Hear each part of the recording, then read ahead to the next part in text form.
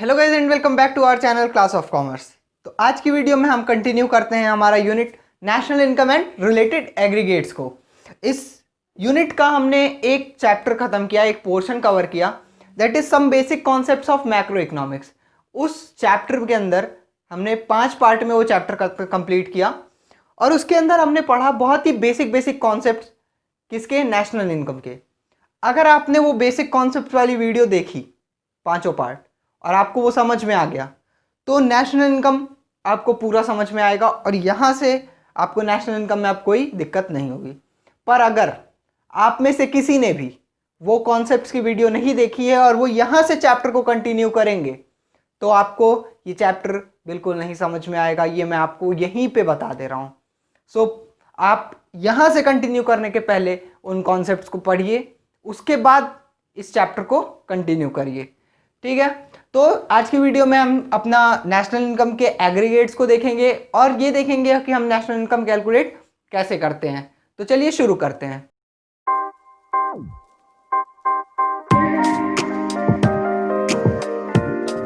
तो national income के कुछ एग्रीगेट्स होते हैं, कुछ वेरिएंट्स होते हैं।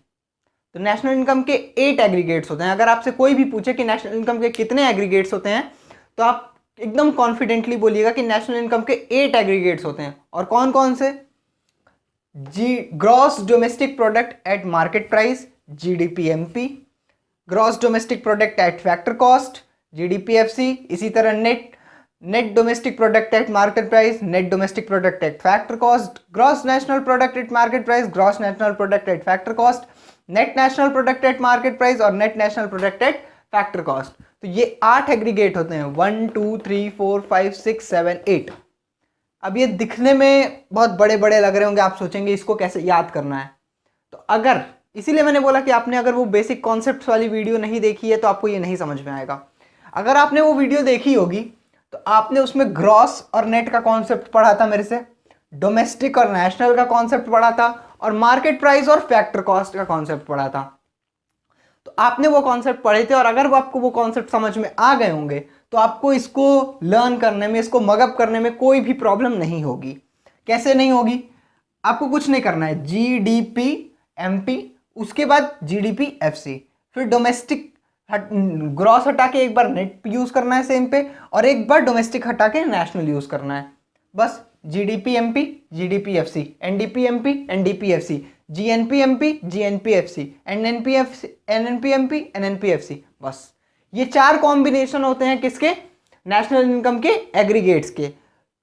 8 कॉम्बिनेशन होते हैं नेशनल इनकम के एग्रीगेट्स के। तो ये आपको समझ में आ गया कि नेशनल इनकम के 8 एग्रीगेट होते हैं। कौन कौन से, वो आपके सामने हैं। ठीक है, अब इन एग्रीगेट्स की मदद से और उन कॉन्सेप्ट्स की मदद से आप हर एग्रीगेट को अलग कैलकुलेट कर सकते हैं। किसी एक एग्रीगेट को लेके आप हर एग्रीगेट को कैलकुलेट कर सकते हैं। अब आप सोचेंगे ये कैसे हो सकता है कि मेरे को बस एक एग्रीगेट दिखाओ और मैं ये सातों एग्रीगेट कैलकुलेट कर लूं? कैसे? सपोज आपको GDP-MP दिया है और आपको बोला है कि ये सातों एग्रीगेट कैलकुलेट करना है, तो कैसे कैलकुलेट होगा? तो आइए एक बार वो देखते हैं कि ये कैसे कैलकुलेट होगा। यस, हम बात कर रहे थे कि अगर हमें कोई एक एग्रीगेट दिया हो तो हम उसकी मदद से सारे एग्रीगेट कैलकुलेट कर सकते हैं।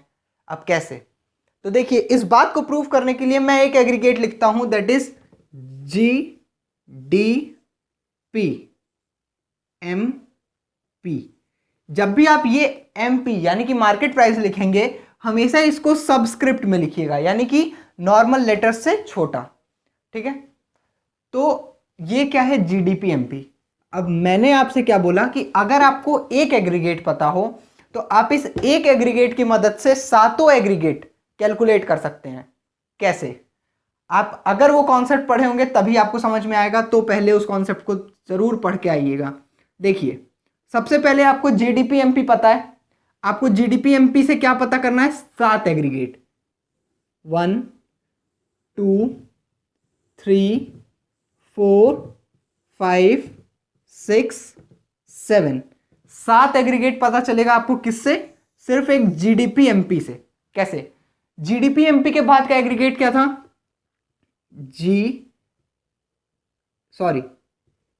GDP-MP के बाद का एग्रीगेट है GDP-FC।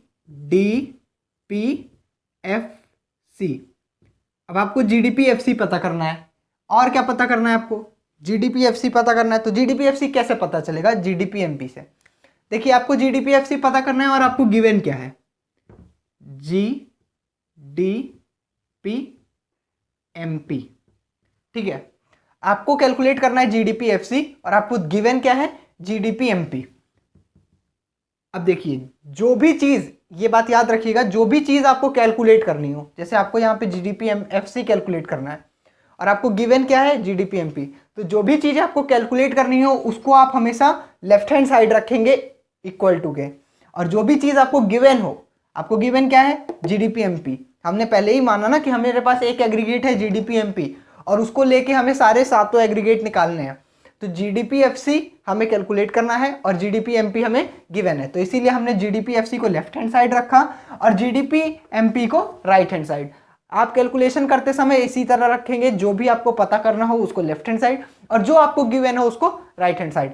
अब देखिए, आपने बेसिक कॉन्सेप्ट्स का रूल पढ़ा था कि हमें मार्केट प्राइस से फैक्टर कॉस्ट में जाना है। हमको फॉर्मूला बनाना पड़ेगा पहले। GDP-MP कैलकुलेट करने के लिए हमें GDP-FC कैलकुलेट करने के लिए हमें GDP-MP से फॉर्मूला बनाना पड़ेगा। अब ये फॉर्मूला कैसे बनेगा? तो आइए मैं आपको फॉर्मूला बनाना सिखाता हूं, बहुत ध्यान से देखिएगा फॉर्मूला बनाना। हमें क्या करना है? GDP-FC कैलकुलेट करना है किससे? GDP-MP से, ठीक है। तो ये कैलकुलेशन कैसे होगा? देखिए, हमने बेसिक कॉन्सेप्ट में पढ़ा था कि अगर हमें मार्केट प्राइस से फैक्टर कॉस्ट में जाना है तो हमें क्या करना पड़ेगा?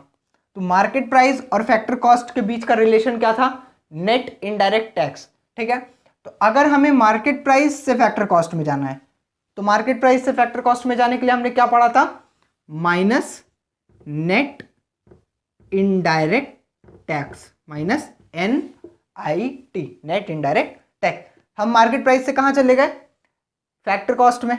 अब हमें प्रोडक्ट से प्रोडक्ट ही है, डोमेस्टिक से डोमेस्टिक ही है और ग्रॉस से ग्रॉस ही है, ठीक। तो हम कहां चले गए? GDP-MP से GDP-FC में चले गए। कैसे गए?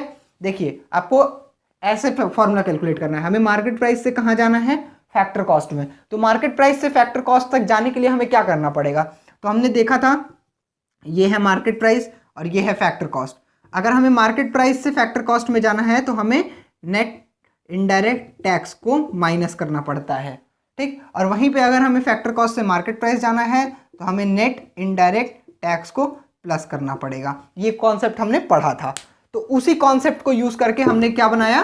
फॉर्मूला बनाया। क्या बना फॉर्मूला? GDP-FC से GDP-MP में जाना है तो हमें माइनस करना पड़ेगा नेट इनडायरेक्ट टैक्स, ठीक है। तो ये तो एक एग्रीगेट पता चल गया, यानी कि GDP-MP हमें गिवन है और हमने क्या कैलकुलेट कर लिया? GDP-FC। सेम इसी तरह अब क्या कैलकुलेट करना है हमें? जो हमें कैलकुलेट करना है वो लेफ्ट हैंड साइड रखेंगे, ठीक है। जो हमें कैलकुलेट करना है वो लेफ्ट हैंड साइड रखेंगे। तो इसके बाद हमें क्या कैलकुलेट करना है? NDP-MP कैलकुलेट करेंगे हम, ठीक है। और हमें गिवन क्या है?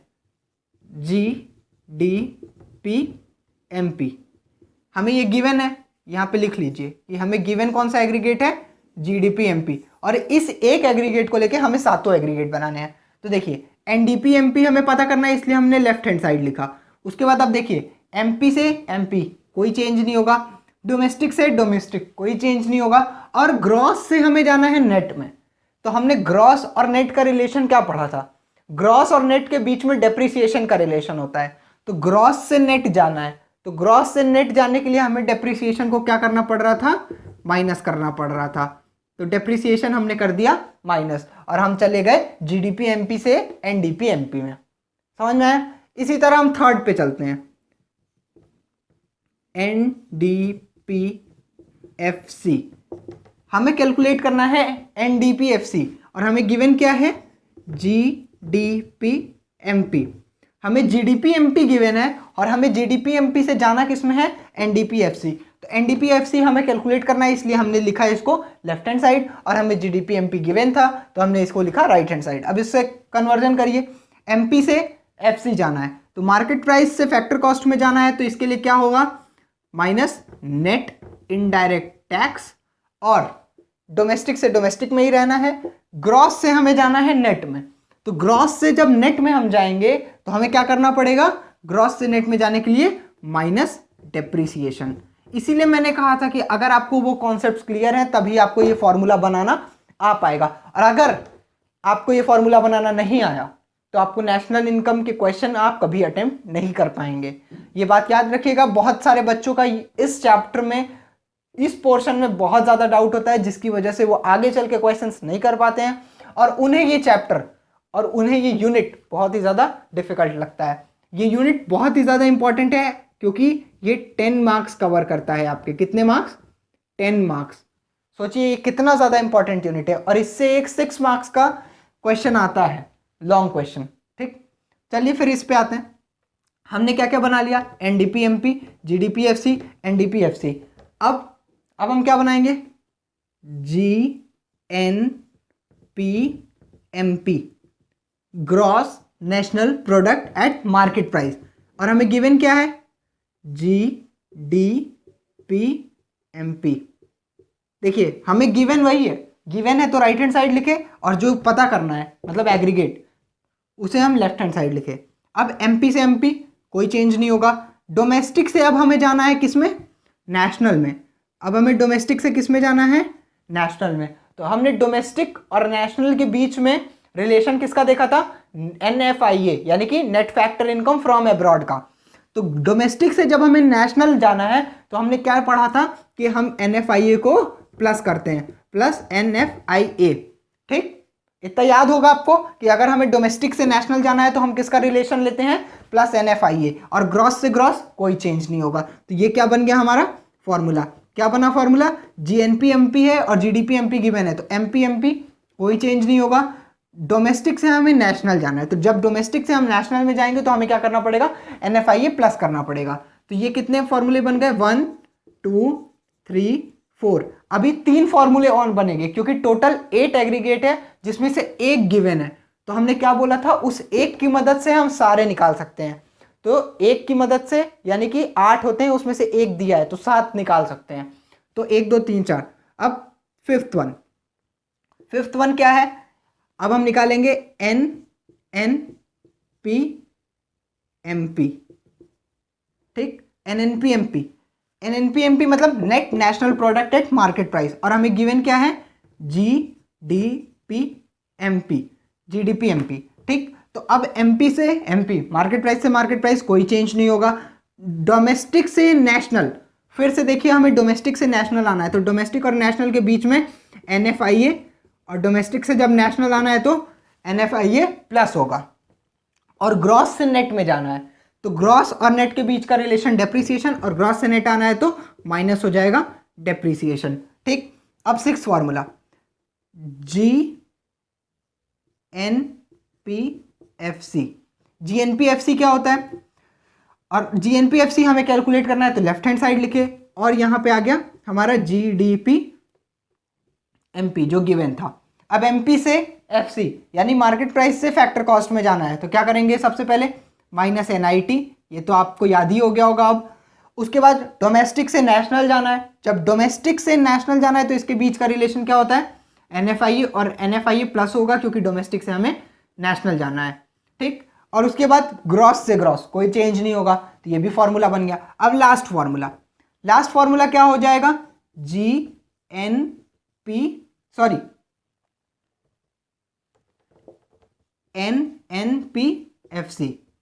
NNPFC। हमें गिवन क्या है, GDP MP गिवन था, जो गिवन वो राइट हैंड साइड, जो पता करना है वो left hand side equal to के। ठीक है, अब MP से FC जाना है, माइनस NIT। ठीक, उसके बाद डोमेस्टिक से नेशनल जाना है, डोमेस्टिक से नेशनल जाने के लिए आप क्या करेंगे, प्लस NFIA प्लस किए।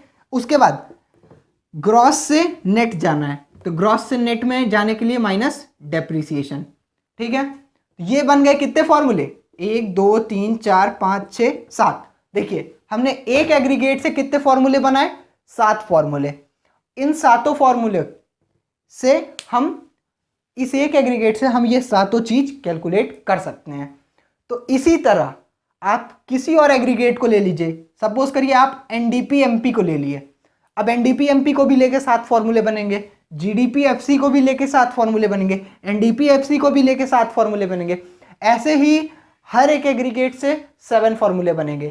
तो टोटल 8 एग्रीगेट हैं और हर एग्रीगेट से कितने फॉर्मूले बनेंगे, 7। तो 7 8 जा 56 फॉर्मूले। अगर आप ये 56 फॉर्मूले बना लिए तो आपको फॉर्मूला बनाने में कभी भी दिक्कत नहीं होगी। हम इस वीडियो में खाली ये फॉर्मूला एक एग्रीगेट से बनाए हैं। आप अपने प्रैक्टिस के लिए हर एग्रीगेट से फॉर्मूला बनाइएगा और यकीन मानिए जिस टाइम आपने ये टोटल 56 फॉर्मूले बना लिए, आपको इस कॉन्सेप्ट में कि कौन से इस कॉन्सेप्ट में किस कॉन्सेप्ट में मार्केट प्राइस से फैक्टर कॉस्ट में जाना है तो क्या होगा, शुरुआत में दिक्कत आएगी। पर जिस टाइम आप ये 56 के 56 बना लिए, आपको इन कॉन्सेप्ट्स में कोई भी दिक्कत नहीं आएगी और आप फॉर्मूला बहुत अच्छे से बना लेंगे। ठीक है गाइस, तो इस वीडियो में हमने पढ़ा कि एग्रीगेट्स क्या होते हैं, कितने एग्रीगेट्स होते हैं, और एग्रीगेट्स और नेशनल इनकम कैलकुलेट करने के लिए एक एग्रीगेट से दूसरे एग्रीगेट का फॉर्मूला कैसे बनाते हैं।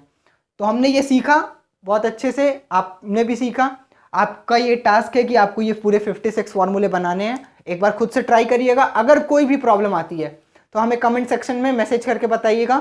अगर आपको ये वीडियो पसंद आई तो वीडियो को लाइक करिएगा, ज़्यादा से ज़्यादा शेयर करिएगा और चैनल को सब्सक्राइब करिएगा आपके और ऐसे कॉन्सेप्ट्स के लिए। Thank you.